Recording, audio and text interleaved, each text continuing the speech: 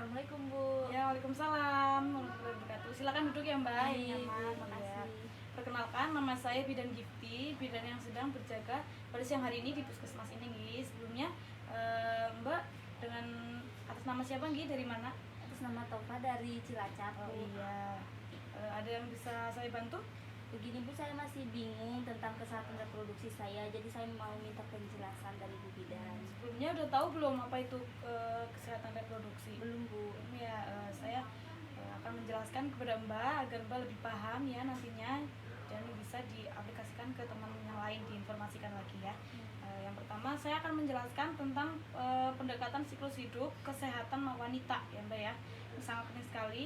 Ini itu kenapa sih kita harus tahu, yaitu untuk mengetahui sedini mungkin permasalahan kesehatan yang terjadi pada setiap tahapan kehidupan wanita ya Mbak.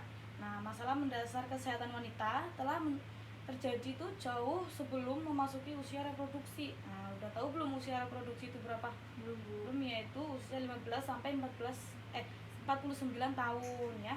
Nah, status kesehatan wanita semasa kanak-kanak dan remaja mempengaruhi kondisi kesehatannya saat hamil dan bersalin. Nah, demikian seterusnya. Yang kedua, itu ada perubahan yang terjadi masa intrauterin ya.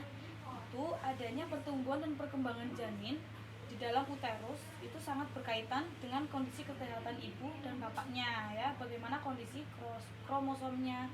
Nah, kelainan fisik yang terjadi biasanya disebabkan oleh kesehatan orang tuanya, bapak ibunya ya Mbak, sehingga perkembangan embrio itu tumbuh dengan sempurna.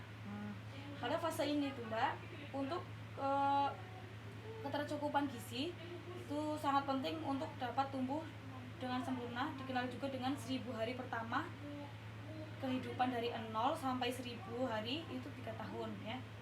Terus kebutuhan nutrisi, kebutuhan psikologis dan religius harus terpenuhi untuk menghasilkan pertumbuhan dan perkembangan janin dengan baik. Pada kasus bayi baru lahir sering terjadi jika nutrisi itu tidak tercukupi dengan baik, yaitu karena orang tuanya ya, terutama dari ibunya tidak memenuhinya. Yang ketiga saya akan menjelaskan tentang apa sih perubahan yang terjadi pada masa bayi dan anak-anak ya.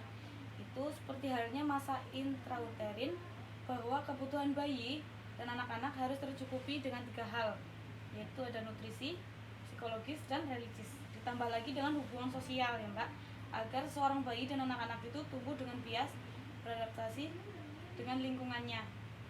10-20 tahun terakhir anak-anak itu terdiagnosa autisme.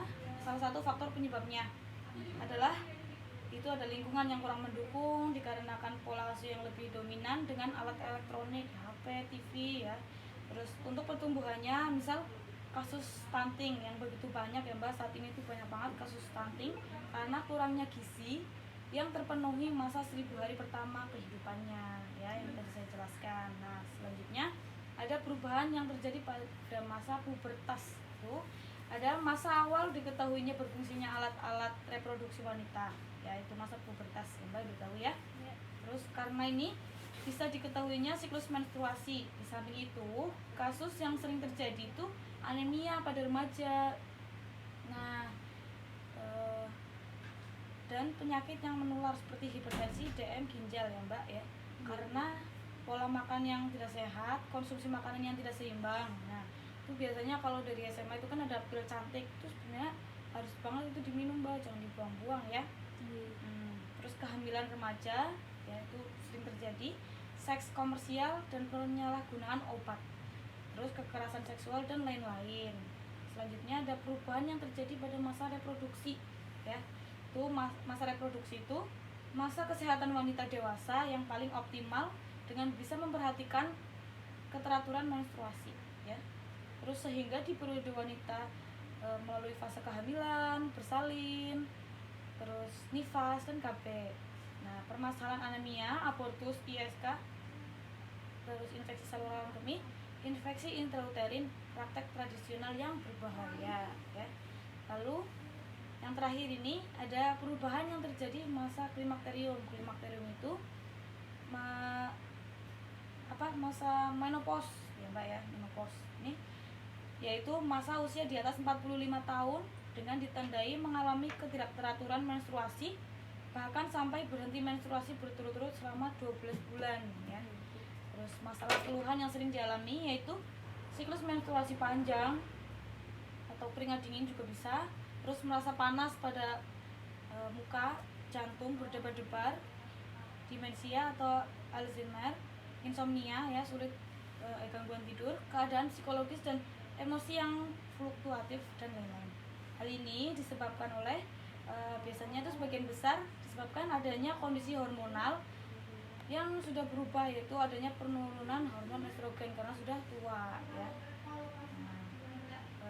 Sebelumnya saya ingin bertanya apakah saya ini menjelaskannya baik dan benar, dapat dimengerti ya, dapat dipahami ya itu tadi. Terus mudeng ya Mbak ya, tidak terlalu cepat ya. Terus ya sudah. Terima kasih Mbak. Sekian dari saya, penjelasan dari saya. Apabila kurang jelas, mohon maaf ya. Assalamualaikum warahmatullahi wabarakatuh.